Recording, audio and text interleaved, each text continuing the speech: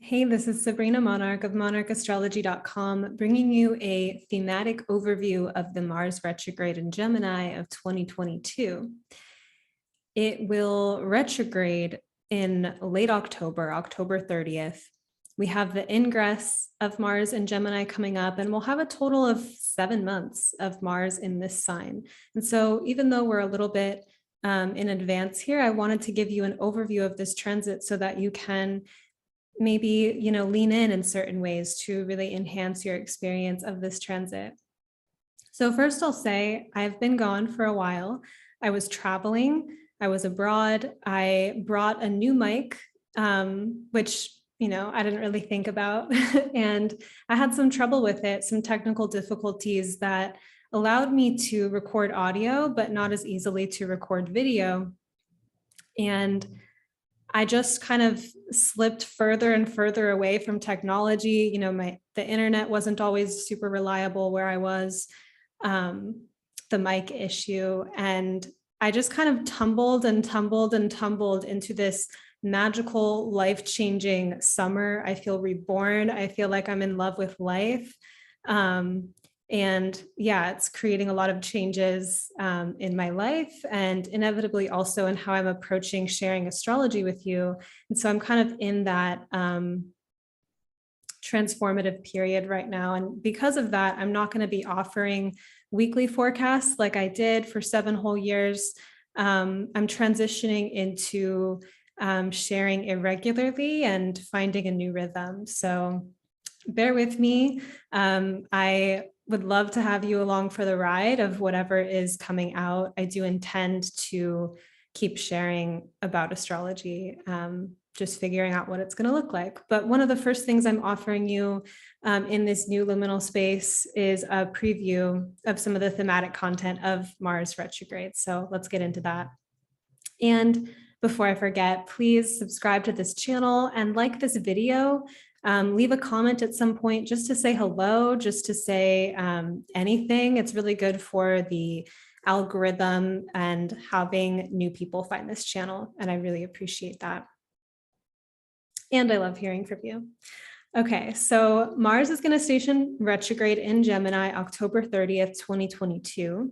We're going to have Mars in Gemini for 7 whole months, August 20th to March 25th. 2023. So the major themes I'm encouraging you to consider for this retrograde, and we'll unpack where I'm getting this from in a moment, is 1, accessing more vitalizing perspective, right? So not just mindset, but like an inspired mindset. 2, striking dream imagery. So are your dreams getting more vivid? Are you relating to your dreams? Are you working with your dreams, dream work?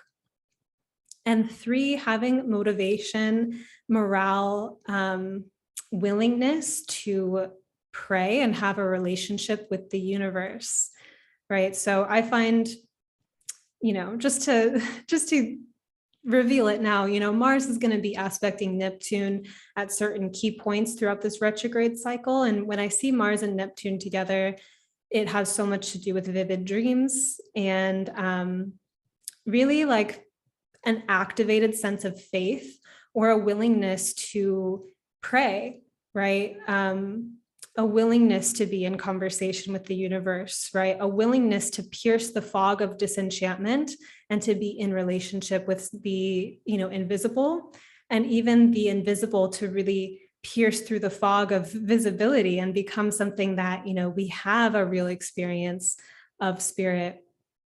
We have these real kind of like life-affirming moments of faith. And Mars Neptune can go overboard in terms of zealotry or fanaticism. So, take it easy. So a few significant dates. This article is also in written version on monarchastrology.com. I'll leave the link in the notes. We have Mars ingress into Gemini August 20th. I will, spare us. I wrote down like 6 or 7 dates here. So I'll just point out that Mars stations retrograde on October 30th. And then we'll have the heart of the retrograde, Sun opposite Mars, and on a full moon with the Sun-Mars opposition on the full moon axis on December 7th. And then January 12th, 2023 into next year, Mars will station direct. And then by March 25th, 2023, Mars will finally leave Gemini and enter Cancer. So first, understanding Mars in Gemini. This is going to be a basic look for now. Consider your own associations that you form from hearing this, as well as your own knowledge of these archetypes. So we're going to break it down and then expand a little bit. So some Mars associations and keywords. We have action, we have our will, our personal willpower, our sense of energy and vitality, self-assertion, self-advocating, standing up for ourselves, perhaps also defending and protecting others, masculinity and the masculine principle, speed, instinct and impulse, the desire for freedom and unhindered movement and action, right? Like I can do what I want when I want, or the desire to be in that state. Anger, rage, and life force. And then with Gemini, some associations and keywords, we have logic, mental agility, the capacity and act of making connections between data points, right? Like being able to synthesize, collecting information, research, endless perspective, infinite numbers of ways or angles to approach a situation. I have to say, I was watching Everything Everywhere All at Once on one of the plane rides, and I thought this must be like a Gemini moon experience. I felt like there was a big kind of Gemini energy in terms of all these alternate universes and endless possibilities. Gemini relates to novelty, cleverness, right? There's a delightful cleverness, language and communication, and mapping, right? One of the Gemini shadows that you've probably heard, especially I don't like any of the sun sign kind of prejudice or hate, but one of the things that people will really point out about Gemini is its relationship with deceit and lying. And there's a capacity with Gemini to really kind of tilt the information or give an angle, right? And a certain quickness of mind to be able to do that. Understanding how to portray information in a certain way to, so there can be that kind of edge to Gemini. Makes me think too of a reporter, or anytime we're telling a story, we have a angle that we're coming at it with, especially, I want you to consider this for your own life, right? Like the events in your life or the current season and moment of your life. What is your narrative spin on it? Right. And there's a way that the mind is very powerful and we tend to believe our stories. And there's a certain neutrality, really, when we think about Gemini, where you can look at a situation in your life and see it as a great opportunity for growth. You can see it as a reflection of your inner material and an opportunity for personal development. You can see it as, you're a total victim in life. You can see it as, everything just sucks and fuck this, there's so many different ways to perceive a situation. And Gemini can relate to that capacity to endlessly generate perspective without any which one necessarily being true. And then because there's infinite perspectives and none of them are necessarily true, there's a little bit of chaos there, as you might imagine. And then Mars and Gemini, when we put these bodies together, or these archetypes together, we should say, we have things like vitalizing conversation, lively conversation or debate, forming connections that feel life-affirming, being activated or enlivened by information, speaking excitedly, defensiveness or aggression through words and argument, active or hyperactive mind, a kind of hummingbird or butterfly energy of rapidly speeding from one thing to the next, pollination in some sense.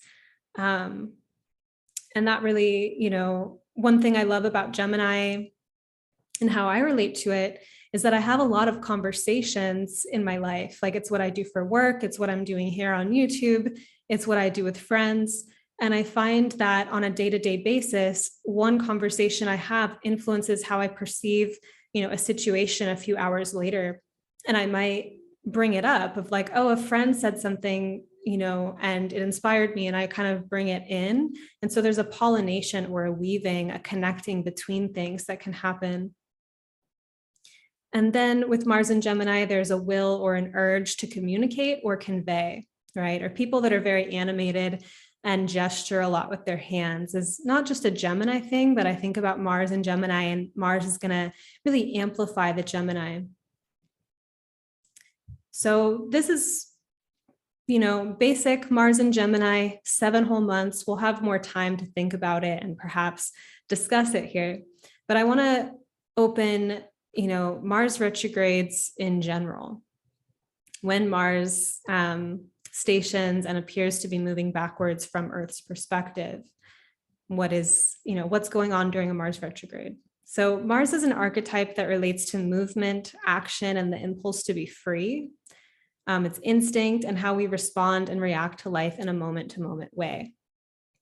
Mars slowing down and then stationing retrograde, in my experience, Mars retrograde is a transit that I like to delineate in detail because I have struggled deeply with this transit in the past, because in my personal life during Mars retrogrades, I felt like, the inner flame coming to a standstill and kind of being in these positions of like impasse about how I'm going to respond to life, how I'm going to make a choice. Mars is also like not a really comfortable planet, right? It's not like Venus, where we can think about like luxuriating and eating grapes and everything's beautiful and there's like harp music or, whatever playing. Mars is the ego or the will sharpening into a point to react or respond to life, the sense of being able to defend ourselves in danger, or being able to have a relationship with our vital life force, and to be, aware of the situations in life that feel like they tax us at a deep level, where it's like, this isn't right for me, or I'm putting myself at a really bad position here. I don't feel good about this. And the quality of gathering the life force to be able to make an exit or to have a confrontation, right? Or sometimes people are very extra already. They're running a lot of Martian energy, and aggression or combative energy is kind of spilling out into inappropriate places. And there may be some lesson around not spilling out all that life force in places where it doesn't really belong, right? So if we think about that archetype coming to a standstill, it's an inner confrontation to face this energy. Mars and Aries included, we could say Scorpio too, as it's also ruled by Mars. There's something about coming into relationship with our courage and bravery. And if you think about what's going to trigger courage, it's having fear, right? It's facing resistance. It's having moments where, what I love about Mars is ultimately, it's not just how we relate to the external world and external stimuli, it's how we face ourselves and our own demons and the parts of ourselves that we're afraid to be in relationship with or we're afraid to look at. So when Mars stations retrograde, you have this archetype that really likes to be external, really wants to move forward, really wants to act freely, having to pause and then go backwards, which can relate to reassessing, our vital life force energy and having some situations come up in our lives which encourage this reflection. So I wanted to share too, I had a personal trainer who changed my life, who is a Mars retrograde native, Mars and Gemini actually. We worked together over Zoom during the pandemic, and the way she described each exercise to me was impeccable. Her capacity to translate the movements with her words and demonstrations and guide me into them was refined beyond anything I'd ever experienced in the fitness field. She showed me diagrams of muscles and taught me how to isolate certain ones and how to stop putting stress unnecessarily on other muscles. So it wasn't lost on me that she was a Mars retrograde athlete. You know, sometimes trainers or teachers will be kind of like, you know, here's the thing, just do it, figure it out. You know, she was so like refined, and it felt like she had this Mars that had literally gone back and forth over the mark multiple times. So not being able to move forward normally, a potential Mars retrograde experience is potentially frustrating, right? And it's a reversal. So if you've been stuck already, it might create movement. But if we can have the perspective that we're recalibrating, the game changes entirely. It's possible for the Martian principle to be refined during Mars retrogrades.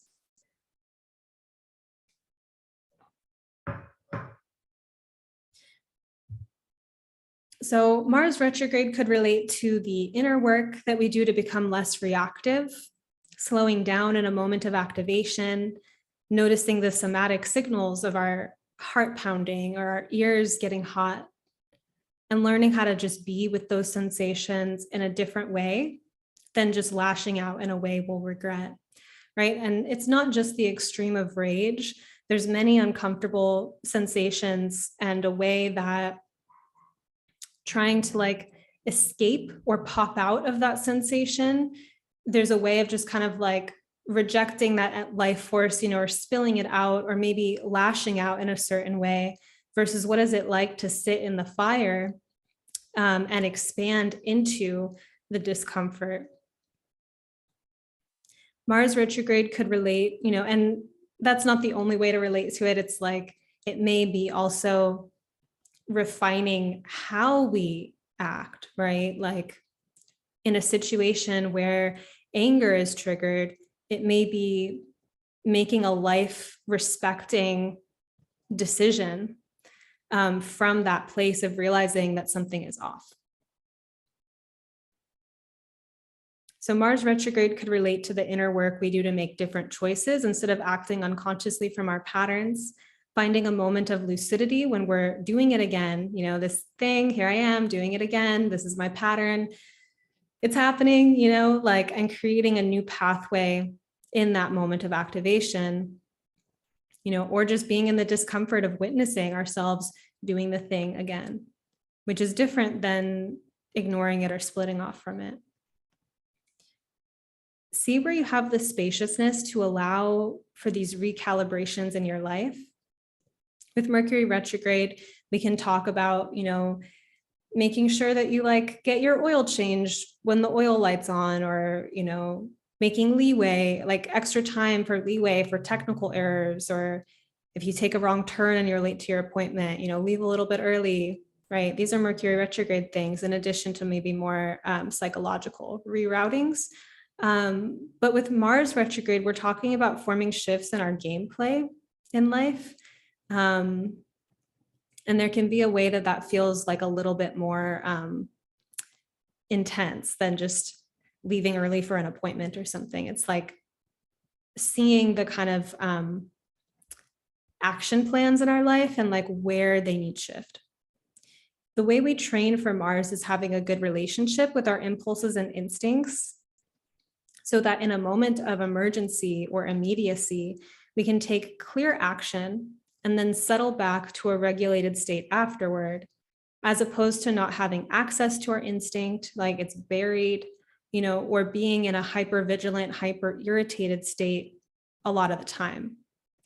During a Mars retrograde, it helps to become more discerning about what activations or situations require immediate response, and where pause and reflection and recuperation before action is okay are also called for. So now that we just talked about Mars retrograde in general and what Mars in Gemini is like, I'll go through a few themes of this retrograde cycle in particular. So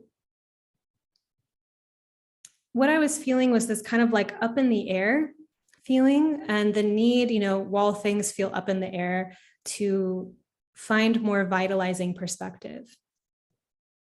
Mars will be stationing retrograde in a square aspect to Neptune and Pisces. And at the heart of the retrograde, the Sun-Mars opposition on December 7th, the Sun and Mars will square Neptune and Pisces. So we have this, significant points of the retrograde cycle that are conversing with Neptune, which in my experience working with, longer term transits, these seed moments or these pivotal moments affect the whole cycle, not just the station or the heart of the retrograde. It's like telling us a story about the themes of the whole retrograde. So with this Mars-Neptune conversation, it could relate to a dynamic in our lives where our grasp on what is happening, in a literal or maybe more existential sense, is more diffuse and chaotic than normal, up in the air feeling, for a few reasons. One is that mutable energy. So the mutable signs are Gemini, Virgo, Sagittarius, and Pisces. Mutable energy is highlighted.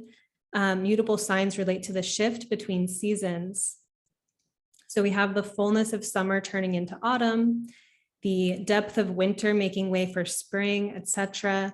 Mutable energy works to unsettle the compact, fixed content and create movement and change, right? So if you think about like really compact, fixed, kind of dense soil where it's hard for things to grow maybe, or only the same things have been growing, and to kind of like really turn and loosen up the soil is what the mutable signs are doing. This is helpful when it comes to accessing new perspective, taking a different path than normal, traveling, movement, studying, learning. It can feel unmooring when it comes to trying to achieve stability, which is going to be more of the fixed forte.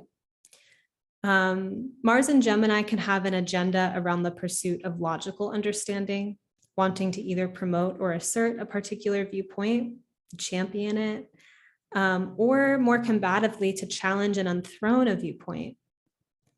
The mind is activated toward perspective in a general sense. But the square to Neptune adds diffusion. There may be data points we don't even know how to connect or organize yet, or feel beyond our register, or information that feels disillusioning, right? Like it kind of makes me think of the energy of like having like debates with random people on the internet, where it's like some people do get like their bodies are like in alarm fight response and they're doing that. But that's vital life force energy going into having random arguments on the internet, not necessarily, changing hearts and minds or really influencing things in a deep way. And so where is it in our life that we have diffused life force, right? Like we're fighting a battle that's not life affirming or life respecting. We're distracted with a kind of activation or a systemic issue in our lives, and that energy is siphoning away the energy that we could be giving to our dharma or something that feels more important to us. Those are things to think about. And then on the other hand, in a less even like problematic way, a sense that where am I putting my energy? Like there's all these possibilities, or there's this change happening, like what now? And things feeling up in the air. So in this liminal space of not being able to grasp stably at a perspective on our situation or situations, literal space is made for new perspective and even new adventures. So as a personal example, finding a place to physically root as home has been something that I've struggled with in the last couple of years, especially. I was in grad school in the Bay Area, the California Institute of Integral Studies, and that was a really solid reason to live in a place. And then when I graduated, my work's remote, and I was like, I could go anywhere, but I don't want to be moving around boxes, and I can't fully be nomadic because I have a cat. And so I was like trying to find the perfect place to live, and I didn't know where I wanted to be. But then this summer, traveled, had a cat sitter taking care of my kitty, and there were so many times, like while I was away, that I had all of these exciting visions about what I wanted to do next with my life. And when I thought about like my life plan or like what I'm doing, normally I have a kind of sense of the thing, right, that I'm doing, but I could just kind of laugh and be like, I don't know what I'm doing with my life right now. And to actually feel some excitement and playfulness in that, as opposed to feeling particularly unmoored by that. Albeit I don't feel like totally ungrounded in my life as a whole, but there's a lot of opening and kind of like up in the air energy, hence why I'm not doing the weekly forecast and I'm kind of reconfiguring. So what creates the momentum for you where instability or not knowing or a dash of chaos is less disempowering and upsetting and more of a doorway for new and surprising adventures? You know, I think about this too for breakups. Like when we're in a relationship that we're particularly attached to or have formed really deep bonds, we form all of these stories and plans about the life we're going to build together. And, you know, we have this special universe with this one particular person. And when that shatters, one of the most painful experiences I've known, honestly, like I'm smiling right now because I'm so happy in my life, but, you know, hell realm kind of state for me. And I found that in those times, what would actually really help was movement and having new experiences and new adventures. While it was hard for me to actually lean into doing that, because having new experiences, it would kind of chip away at the attachment to the life plan that I had built, where it's like, yeah, you can go out and meet new people, or you can travel, or you can just start to create some change so that you're having new ways of meeting yourself in that space. So in terms of, you know, this creating momentum to have new perspective, a few ideas.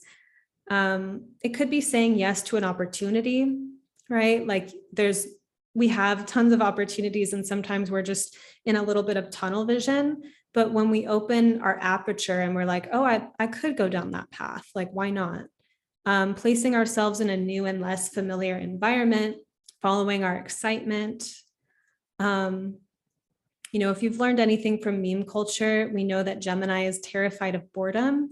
And this sign can animate our pursuit of finding things to be excited about, or a way of approaching life as it already is, just from a more exciting perspective.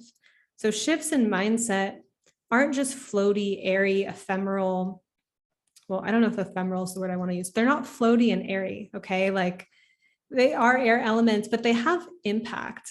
Mindset shifts how we relate to life and the course of action that we set in motion. So what I'm trying to say is like, it's not just an isolated incident in the brain or in our heads when we change our minds about something. It's going to set in motion a different way of acting, which is going to bring in that kind of Mars and Gemini principle. If instability is really an issue for you, like you're feeling kind of ungrounded and being off with the wind and random novel adventures is not your idea of fun or wellness at the moment, consider these ways that mutable signs can support stability. When we organize around a particular pursuit or goal, say generating happiness, generating wealth, and cultivating happiness, as two examples, we engage the quality of vision, Sagittarius. Like this is the grand vision, the thematic overview that I have for my life. And we can begin from there to create critical adjustments in our lives to build new patterns and habits, which is more of the Virgo thing, related to these visions and goals.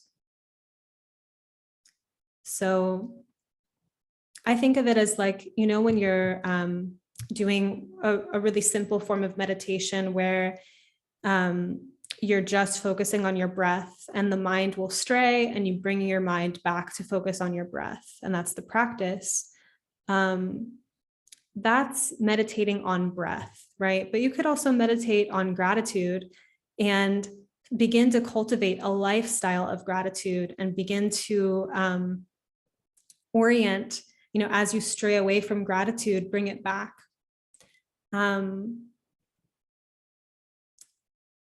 Whatever the value is that you choose, right? And the capacity to organize around that.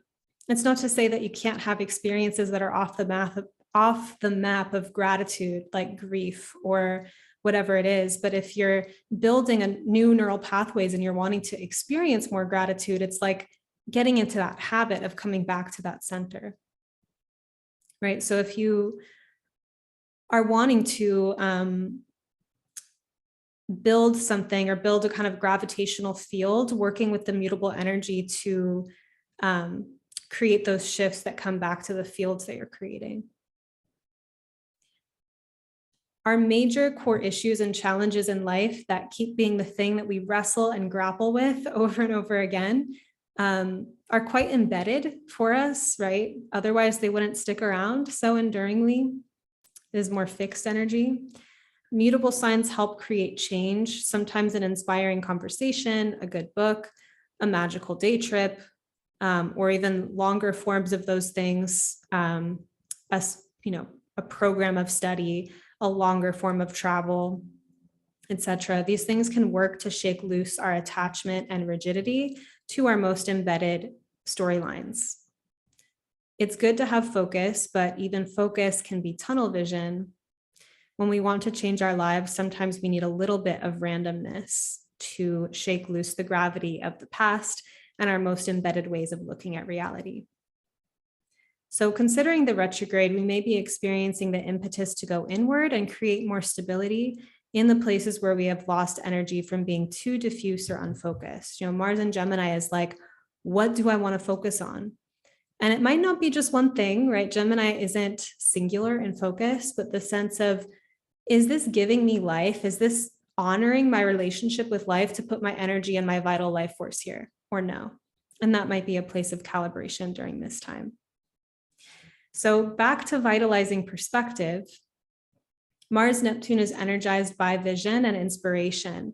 And sometimes our perspective on a situation at hand lacks vision that would inspire our morale, our gratitude, our motivation, etc. Like what's going to get you up out of bed in the morning, what's going to get you excited about a project that you're working on, right? And when we feel a leaden sense of dread or disenchantment, we may not be connected to higher vision, or our vision about the situation is unnecessarily dull and is sucking the life out of us. Right? It's an interesting balance to kind of feel into. Sometimes we have a sense of dread about an aspect of our lives because it's just not appropriate for us. It's like that actually isn't a good fit or a good match. Other times, the situation is not an issue in of itself. It's the way that we're perceiving it. And one way, that I think about this too is thinking about certain things that we can't change, certain issues maybe that are in our lives that we can't immediately fix, and how we're going to relate to them in the meantime in a kind of transitional way, so that as we're kind of in the trenches of the situation, we have morale to progress and move forward in a meaningful way. And then alternately, where we actually have options, where we actually have freedom, being able to act on that and lean into the options and choices that we have. And so in terms of vitalizing perspective, the other side of the pendulum can be living in a fantasy that's working to promote our escapism or avoidance. And neither extreme of living in a dull, disenchanted world or living in a technicolor fantasy avoidant world, neither extreme is ideal. But leaning into the edge of having an enchanted or more vitalizing perspective that helps us say yes to life over and over again is way more ideal, in my opinion, at least. So contacting vitalizing perspective means paying attention to sources of inspiration and cultivating those channels in our lives. And I'm sure this is going to be something that I speak to more. So do stick around to this channel, mailing list, etc. Forgot to talk about the mailing list, but that's linked in the notes, and that's a great way to stay in touch. Okay, so another theme is striking dreams, right? Vivid dreams. Mars-Neptune contacts can relate to more vivid than normal dreams, striking dreams, right? Waking up from a stirring, impactful dream. The dream image hits, you know? Personally, I love when a dream image hits and is so potent that it pierces the fog of forgetfulness upon waking. Like it feels kind of like a gift to me, like a prophecy, you know, I love it. Even if it's disturbing, but, you know, it adds some drama and intrigue, you know, to life. So I like it for that. It would be valuable and meaningful to engage some kind of dream work this retrograde, to have a process for reflecting on the dream images that land in our sleep. So there's many different ways that people approach dreams. And something that I'll just say here is that there is a mindset around wanting to almost like commodify the dream, if that's the right languaging of, oh, this dream, you know, means this thing. Let me find the dream symbol and then I know what the dream meant. Or that kind of like agenda to figure out the meaning of the dream. Where what I see, you know, I learned this from at CIS studying James Hillman, and this quality that Hillman speaks of the dream as though these dream images are actually, they exist beyond us. They weren't generated from our brains. We receive them. They have their own independent life and identity, and they pass through and they stir and enchant and disturb and move us. And to figure out, you know, it's not about arriving at a, like, I've tied a nice bow, I know exactly what this dream means.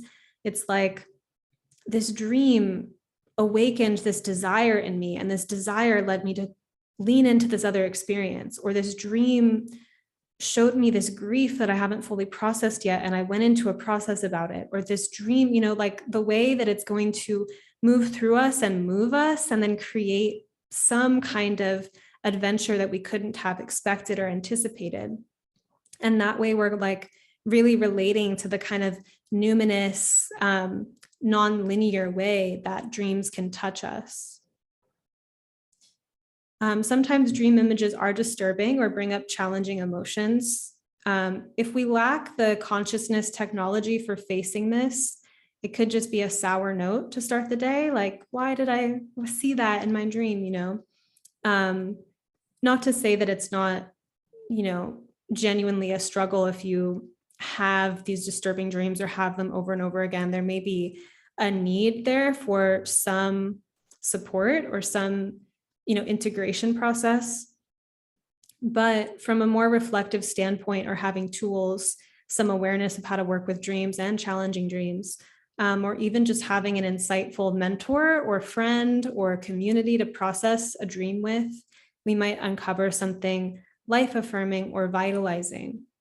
So pretty open-ended suggestion here for you in terms of dreams might be more vivid with Mars-Neptune contacts. I've tracked this over the years, but what are you going to do about it? Or like, how is it going to inspire these recalibrations that are happening?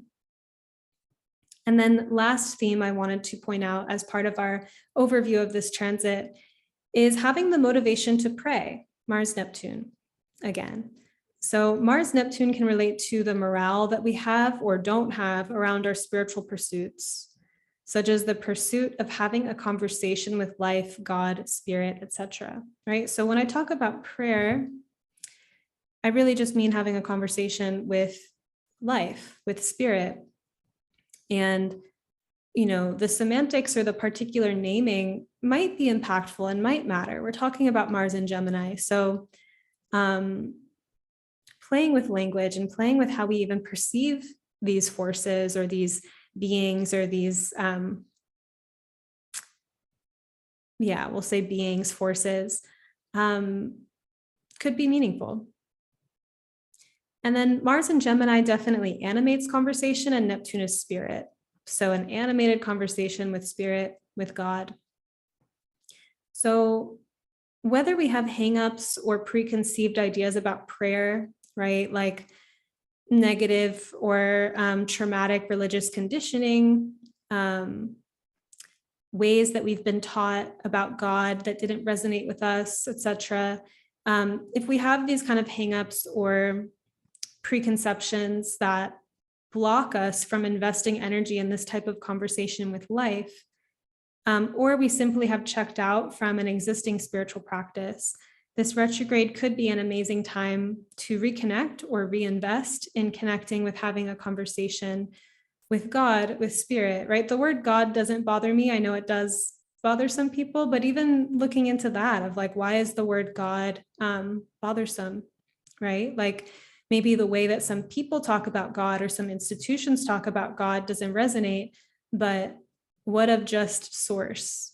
What of just the primordial void from which all was created, or, however you want to look at it.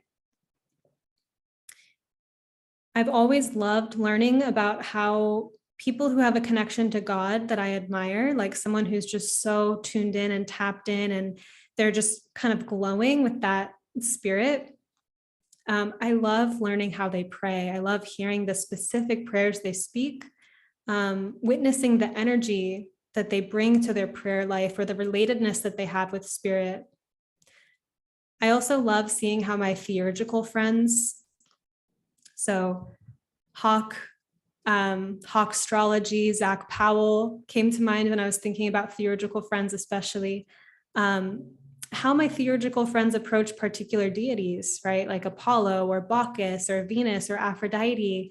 This has been a huge part of my current expansion with astrology right now, is working with minor asteroids and Ariadne and Dionysus and all of these different Greek myths, and feeling these deities as, actual forces in the cosmos and that show up in my life in really magical ways. And they show up even more the more I'm tuning into them or researching them or having a conversation with them. People do this with plants too, when you connect with a plant spirit, right? This way of having a conversation that's way more boundary defying than our normal conventional modes of linear cause and effect logic, etc. Like a so much vaster way of like what plants you can be in relationship with, the planets that you can be in relationship with, the deities, with God, however this conversation is opening up.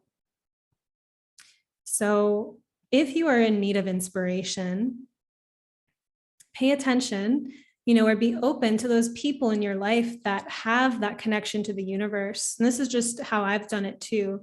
And be inspired by them, right? And you can also be playful in your own way of contacting the universe, right? Like when I first started to have like a daily conversation with God, it was at times so formal and so serious, right? And like I had this journal that I treated with like deep respect. I am a very messy handwriter because I write too fast, and I would actually slow down and write super deliberately. And I spoke with reverence to this journal. Like it was not a place, I may have processed things in there, but it wasn't just a venting or a dumping. I was like, I'm coming to God with this like deep respect and reverence. And then in another season of life, God was like this lover, right? Or another season, it's law of attraction and you create your own reality. And I'm also God, and relating in those different ways. It's like, those were all different ways of relating to God. And a different experience emerged from each one. And I find that every season of my life, every moment that I'm in, I can recalibrate or readjust how I'm praying, how I'm relating, and what I'm praying for, right? Maybe seasons in my life where I was praying a lot for myself, for the things that I needed, for what I needed to feel aligned, and then being in seasons where I actually feel very full and content and resourced, and I'm praying for the collective or for other people, right? So just thinking about, like, we have options, Mars and Gemini, about how we're going to relate to spirit. And sometimes the way that we relate to spirit doesn't feel life-giving. It doesn't feel life-respecting. And so to find that recalibration where we can have open arms and an open heart to life would be a really magical thing to come of this Mars retrograde. So thank you for tuning in with me. This is what I have for you. I suppose I'll share a few other announcements. One is that I'm currently writing a novel, Hungry Ghosts of Paradise, that I've been sharing as an audio novella to Magic of the Spheres podcast. Chapters 1 through 18 are out, and I'm working on part 2 currently. You can sign up for my mailing list. I've been announcing bookings when they are available, and I'm not really announcing them anywhere else right now, just the mailing list. And oh, yes, so Sabrina Monarch is my Instagram. And just be mindful, there's a lot of Instagram scams out there, not just of me, but other astrologers, where these accounts impersonate us, take our photos, repost them, and then DM you trying to sell you a reading, right? A lot of you can tell it's not me. Sometimes some of you have spoken to the impersonator version of me for like a couple beats of dialogue until you realize it's not me. It sucks, so just don't engage the scammers. You can tell because at Sabrina Monarch, just that is my Instagram. If there's a missing letter or extra letters or extra punctuation or numbers or whatever, it's not me, it's a scam. Please don't engage. Anything else? I do teach evolutionary astrology intensives. I teach advanced alumni programs. These are all currently in session, but I will be rolling out more events and more courses. So my mailing list is the best place to be in touch about that. If you haven't already left a comment or said hello, please do that, like this video, and I'll see you again soon.